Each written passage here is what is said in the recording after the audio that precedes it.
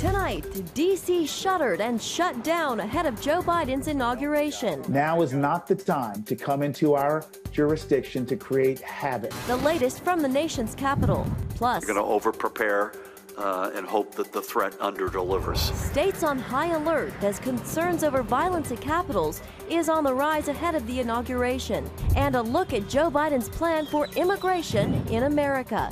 All this and more tonight on Faith Nation.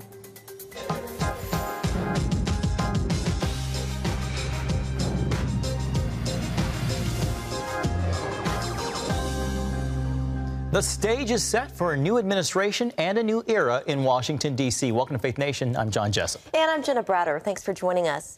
In less than 24 hours, President-elect Joseph R. Biden will be sworn in as the 46th President of the United States. The nation's capital on high alert tonight ahead of tomorrow's ceremony. The unprecedented security has turned Washington into a virtual fortress. CBN White House correspondent Ben Kennedy joins us with more on the preparation for the inauguration. Ben?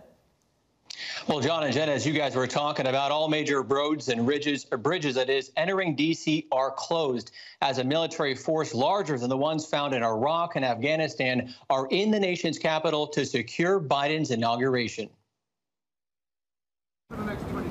D.C. is on lockdown as security forces fortify the nation's capital.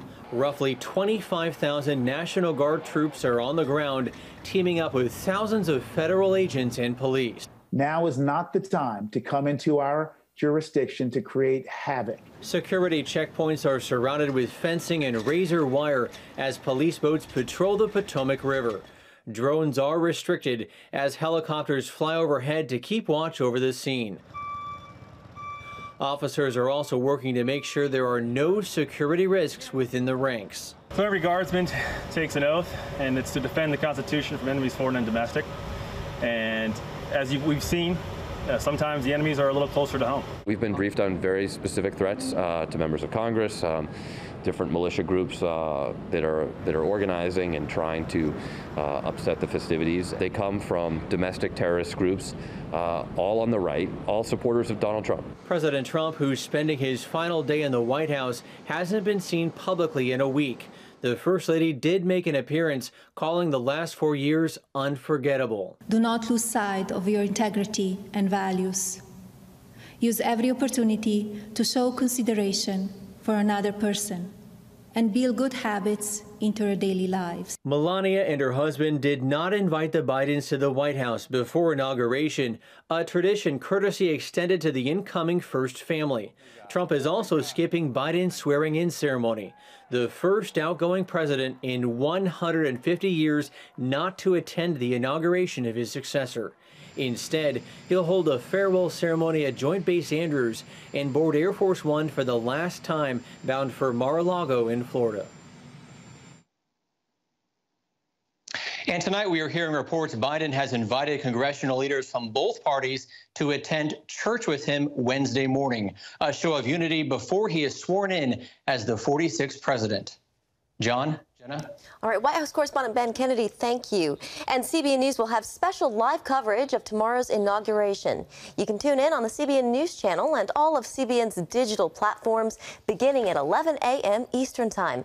John and I hope you'll join us. We certainly do. Well, outgoing Senate Majority Leader Mitch MCConnell assuring the public that tomorrow's inauguration will be safe while also placing the blame for the deadly January 6th attack on the Capitol directly on President Trump and others in power.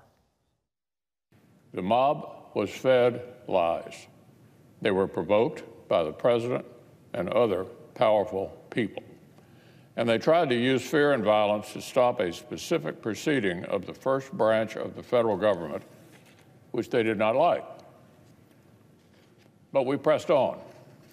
We stood together and said an angry mob would not get veto power over the rule of law in our nation, not even for one night. President Trump faces a Senate trial after being impeached by the House for inciting an insurrection. Senator McConnell said he doesn't know how he plans to vote during the trial and that he'll decide after listening to all of the evidence. Well, it's not just the nation's capital. Across the country, state capitals are stepping up security ahead of tomorrow. That's right, Jenna. That as protesters take to the streets objecting to the incoming presidency of Joe Biden. CBN national security correspondent Eric Phillips is on the ground in Virginia's capital of Richmond. Eric, what's on the scene there? John and Jenna, things are quiet here at Capitol Square, and while the streets are relatively empty right now, officials are remaining on high alert for what could happen. Precautions are plentiful, including barriers, boarded up windows, and bolstered reinforcement numbers. In the name of safety, officials allowed no permitted events on the Capitol grounds Monday when gun rights activists hold their annual event as part of Lobby Day. No more gun control! Last year, some 22,000 people showed up, but this year, organizers were forced to shift formats. That meant using a car caravan to express their support for gun rights, while small crowds, some heavily armed, would cheer the cars on and walk through closed downtown streets carrying their pro-gun message. Sometimes life throws curveballs at you, so you got to take it as it comes. And like I was saying before, you know, there's always other ways to accomplish your goals. It was still wrong because we had this plan, you know, months in advance. It's planned every year. I don't think anything's going to happen. I think it's going to be a peaceful day today, and I think it's going to be peaceful on Wednesday. How can you be so sure? Well, I can't. I mean, all we can do is pray to God. They're getting into the Capitol tonight. After the January 6th riot, Capitol authorities say they received intel of credible threats to all 50 state houses. We're supposed to be the land of the free. That is a joke. That is a complete joke. In advance of protests, officials across the country put extra security in place just in case, with shored up buildings and a show of force. Back here in Richmond, authorities urge that people avoid the downtown area around the Capitol for the next several days. One woman who says she's a native of another country offers her a strong word of advice. Stop the violence. It's not good for you because I'm coming in another country. That's why violence and protesting, that's what's running our country. Stop violence. And there were no reports of any serious incidents that happened as a result of yesterday's event. Still, the Capitol Square will remain closed for the remainder of this week. And as of right now, there are less lawmakers on campus than there normally would be because the House of Delegates is meeting virtually, while Virginia senators are meeting in person. John and Jenna. All right, Eric Phillips in Richmond, thank you very much. Meanwhile, Biden's first-round cabinet picks faced confirmation hearings on Capitol Hill today. 5 of the president-elect's nominees testified before different Senate committees, including Janet Yellen, Biden's pick for Treasury Secretary, Antony Blinken, the Secretary of State hopeful, Lloyd Austin, who Biden wants as Defense Secretary, Alejandro Mayorkas up for Homeland Security, and Avril Haines, nominated for the Director of National Intelligence. Well, Capitol Hill correspondent Abigail Robertson has been following today's Senate hearings and joins us now for more. Abigail, Janet Yellen may be a familiar name to some. She's the former Fed chair. And now she is the first woman to be nominated as Treasury Secretary. Abigail, what will be her top priorities if she's confirmed? Well, Yellen made clear today that her #1 priority is getting the next coronavirus relief package across the finish line. And while some Republicans, like Senator John Thune, raised concerns about the growing national debt and what that relief package might do to that problem, Yellen responded that she hears their concerns, but when it comes to coronavirus relief, they need to go big in order to get the economy going again. Take a look.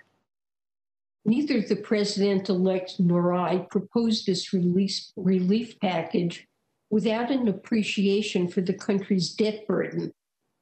But right now, with interest rates at historic lows, the smartest thing we can do is act big. In the long run, I believe the benefits will far outweigh the costs, especially if we care about helping people who have been struggling for a very long time. Now, part of President-elect Joe Biden's coronavirus relief package includes raising the minimum wage to $15 an hour, a plan Yellen defended while Republicans discussed their belief that this would actually have detrimental effects on small businesses already struggling with the ongoing pandemic. Abigail, we also heard from Alejandro Mayorkas today, Biden's Homeland Security pick. Did he address some of his top concerns after the attack on the Capitol? Yes. Well, Mayorkas spent a lot of time talking about how he's concerned with cybersecurity and immigration issues, but he also said in light of the recent attack on the Capitol, he wants to ensure lawmakers that if he's head of the Department of Homeland Security, he will do everything he can to make sure that never happens again. Take a look. I was raised to appreciate each day what this country has meant for our family and the blessing it is to know it as our homeland. The love for this country that I learned from my parents only made the January 6th attack on our capital all the more horrifying. If I should have the honor of being confirmed, I will do everything I can to ensure that the tragic loss of life, the assault on law enforcement, the desecration of the building that stands as one of the three pillars of our democracy, the terror that you felt, your colleagues, staff, and everyone present will not happen again.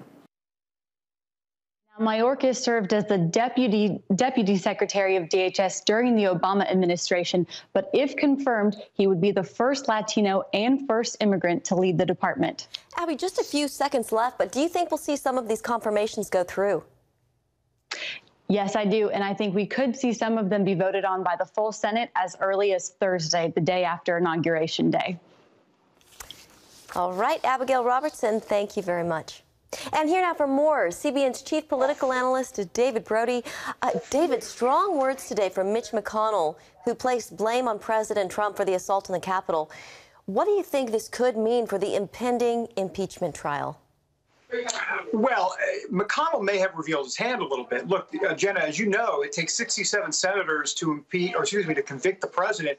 And if McConnell is calling out the president by name, that's not a good sign at all if you're President Trump or former President Trump. I mean, will there even be a trial? That's a whole other issue. But, McConnell was real. I was surprised that he actually called the president out by name. I mean, normally McConnell is as bland as cream of wheat. This is very shocking. And, it's interesting where McConnell has come on this, right? About a year ago or so, he was the hero with Brett Kavanaugh and helping on judges. He was kind of seen as a conservative hero. Not anymore. He's going into Jeff Sessions territory here, Jenna. David, President-elect Biden will be sworn in on the steps of the Capitol tomorrow. Today, though, his national security team sat under the spotlight for their confirmations. Do you think Biden will get the people he wants in those top posts to push his agenda? Yeah, no, I think there will be no problem there. Look, Yellen's going to cruise by, and you've got Antony Blinken at Secretary of State. He'll be fine. And you just go down the list. I will say that it'll be interesting to watch Lloyd Austin a little bit, the defense secretary. He's going to need a waiver, just like Jim Mattis got a waiver to be Donald Trump's defense secretary because he hasn't had that 7-year space between military and civilian service. So, but other than that, yeah, I think it's going to be pretty clear sailing. Watch for problems with Nedra Tandem, who's nominated as budget director. That'll be interesting to watch. He's said a lot of explosive things on Twitter, which hasn't been good for her. David, an emotional send-off for Joe Biden today. He was extremely emotional, tearing up several times at a send-off from his adopted home state of Delaware, addressing a crowd at a military facility named after his deceased son, Beau. David, does his personal biography that's met so much tragedy make him perhaps uniquely qualified to lead the country in difficult times like these? So, John, that's a good question, a complicated answer. The short answer is yes, he's uniquely qualified, but then there's a ... and a few asterisks. And the asterisks are, look, you've talked a good game on unity. You have the resume to heal a country, but are you going to do it? You wonder if one of the first major acts that he should do in terms of media interviews, at least, how about give a media interview to a conservative television entity rather than CNN or ABC, NBC, CBS. I think that would be a strong sign of unity. How about go to a couple of Trump districts that voted against you and come with an olive branch in hand? I mean, you have to think outside the box here to unify this country. So, great. He's got the great life. I said a great life story. He's got a very unique life story. But the bottom line is you might have a life story. You might talk about unity, but it's time for action. We'll see if Joe Biden lives up to it the next 4 years. All right, CBN's chief political analyst, David Brody. Good to see you, David. Thank you. Thanks, David. Coming up, immigration in America, how the president-elect plans to change the system starting day one of his administration.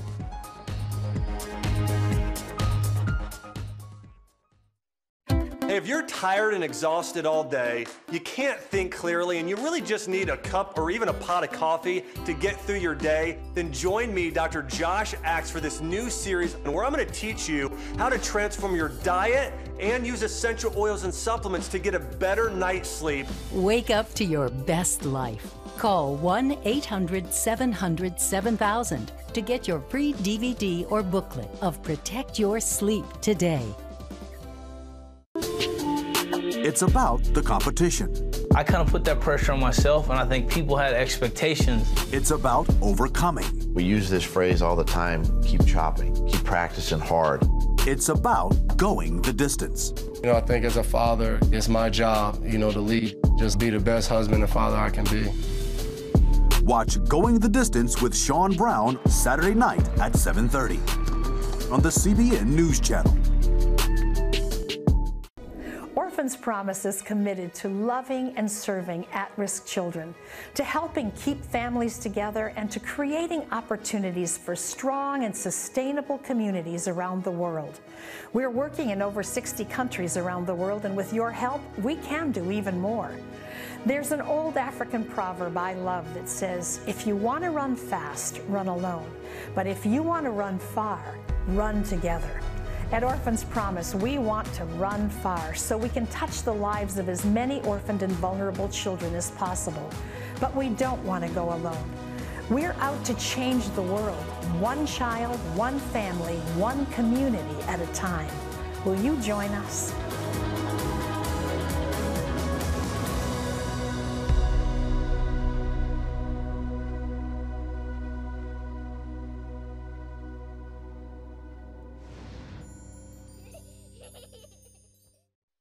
Well, welcome back. From the inauguration to immigration, Joe Biden plans to release sweeping immigration legislation on day one of his presidency. It reportedly includes an 8-year path to citizenship for immigrants lacking legal status, affecting around 11 million people currently in the country.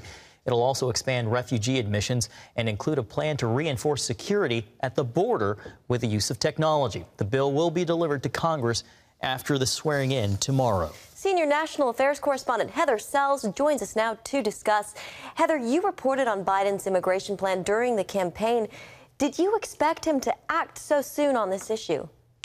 I did not. And one of the reasons is that on the campaign trail, President-elect Biden had promised LGBTQ advocates that the Equality Act would be his first legislative priority. So I was looking for that. And then he rolls out this immigration agenda. And I was really surprised also because it has been so contentious over the years. There has been so much work to try and pass immigration reform, and it has not happened. So we will see. What's going to be especially interesting to watch is in the Senate, where they need 60 votes. They're going to have to get 10 Republicans on board. So really, there's going to be some bipartisan work that is going to need to be done.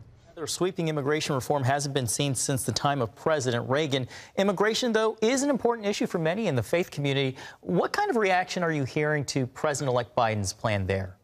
Right. Well, to the Biden administration transition team's credit, they did brief some faith-based organizations that has bought them some goodwill. And we saw a full-page ad in the New York Times today from the Evangelical Immigration Table touting, their support for a new immigration plan.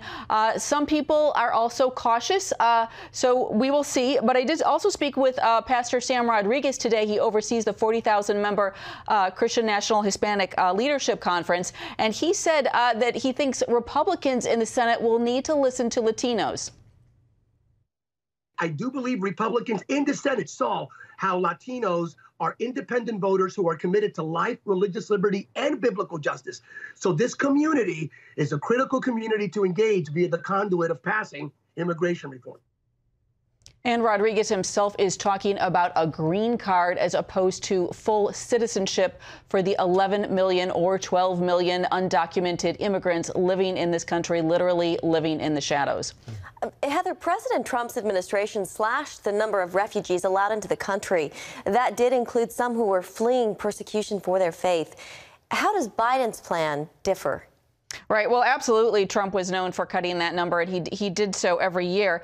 The Biden administration it appears to be willing and interested in moving that number up. We don't have specifics yet, but I will tell you they will need to consult with Congress on a new number. It's called the presidential determination, and it will also take some time because there is an enormous vetting process that takes place for refugees. And so you can't just, once you get a new number, all of a sudden move a number of people quickly through that pipeline. So it will be a slow increase if that is indeed what the Biden administration moves towards and Congress approves. Heather, in just about a half minute left, any kind of pushback you foresee? I do. I think there's going to be pushback around citizenship. I think that will be one of the debates. Is it going to be citizenship? Is it going to be green card? I do think there's consensus on things like Dreamers and more support for these kids who were separated from their parents. CBN's Heather Sells, thank you so much for your insights. The coronavirus crisis in America. Up next, a newly discovered variant in California and a spike in cases there.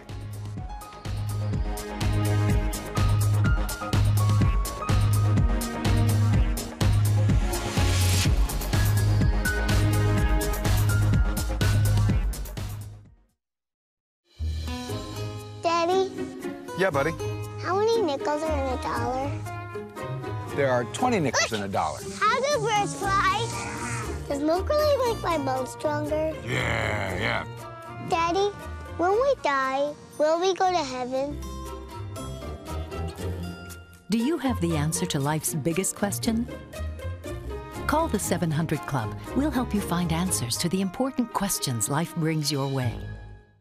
Watch breaking news, in-depth exclusive stories and programs from health to entertainment you won't find anywhere else. The CBN News Channel, a perspective you can trust. Enjoy credible news reporting from around the world. Discover inspiring programs and stories of hope, all in one place from a Christian perspective. The CBN News Channel, a perspective you can trust. To watch the CBN News Channel, download the app or visit cbnnewschannel.com. Hello, I'm Dr. David Perlmutter, board-certified neurologist and #1 New York Times bestselling author. Wouldn't it be great to boost your energy, eliminate brain fog, and even reverse brain disease? Well, you can, and I'm going to show you how, along with some of the world's most well-respected brain experts in this DVD, Protect Your Brain. Get Protect Your Brain, a free DVD only from the Christian Broadcasting Network, featuring experts on the cutting edge of neuroscience and brain health. No matter how many times you've failed in the past, you really can do this. In Protect Your Brain, you'll discover simple strategies to keep your brain young and healthy.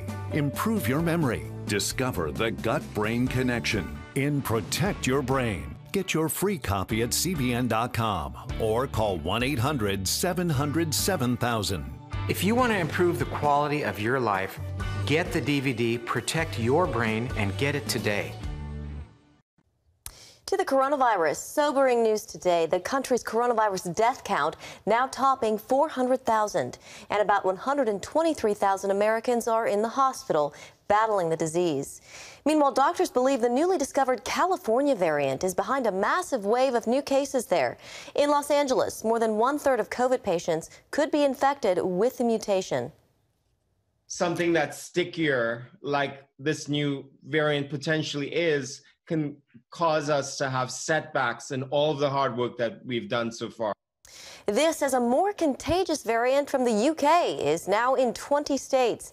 To date, 24 million Americans have tested positive for COVID-19, roughly 60% of those coming after Election Day. Turning overseas now, Israel is preparing for changes in relations with the United States as the Biden administration comes into office. Outgoing U.S. Ambassador to Israel, David Friedman, talked with CBN News to discuss the changes in the Middle East over the past 4 years, like the Abraham Accords. With your own challenges. There's been a lot of paternalism. Made history because it approached the relationship with Israel from a different perspective. What I think I'm most proud of is that our administration really extended to Israel not just the courtesy, but the right to really to self-determination, to really decide for themselves how to govern. And I hope that courtesy continues to be extended, because that's where I think we really made a difference. Now, of course, that was manifested in all kinds of incredible things, from recognizing Jerusalem as the capital, recognizing sovereignty over the Golan Heights. Also warned the incoming administration that re-entering the Iranian nuclear deal would increase the danger to Israel and the region. Coming up, the story behind the Bible Kamala Harris will use when she's sworn in as vice president, when Faith Nation returns.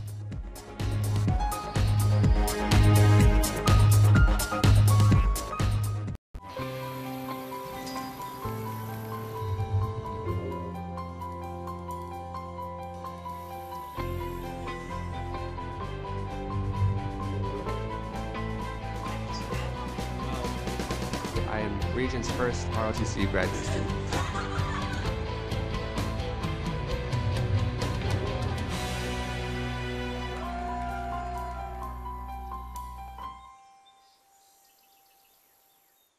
Five, 4, 3, 2, 1.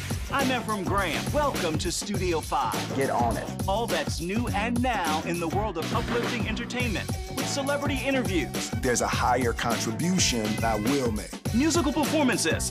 I'll give you my best praise. Plus movie and TV news. See it and be uplifted. On Studio 5. Every Wednesday at 5 p.m. Eastern at cbn.com/Studio 5.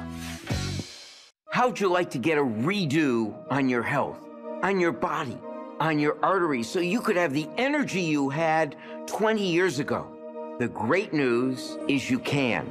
I'm Dr. Mike Roizen, chair of the Wellness Institute at the Cleveland Clinic. I've written 4 New York Times bestsellers. But even better than having to read all that, you can listen to this DVD and watch it. Protect your heart? Yes, you can. Here's how.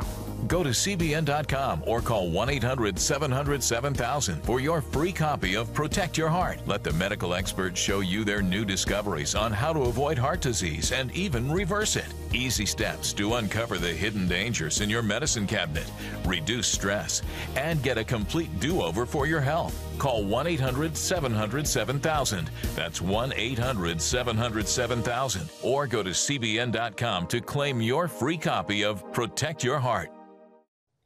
Well, finally tonight, one of the rituals of the inaugural oath of office is when the president and vice president raise one hand and place the other on a Bible. While Joe Biden will use a family heirloom Bible, Kamala Harris plans to swear in with 2, one from a mother-like figure of hers and the other from the first black Supreme Court Justice, Thurgood Marshall. Harris describes the civil rights icon as a personal hero. She will be sworn in by current Supreme Court Justice Sonia Sotomayor, who officiated Joe Biden's oath as vice president. And just a reminder to join us for special live coverage of tomorrow's inauguration. You can tune in on the CBN News Channel and all CBN digital platforms beginning at 11:30 a.m. Eastern Time. Yeah, and we certainly hope you'll be with us tomorrow. Absolutely. Thanks for joining us, everybody. Have a great night.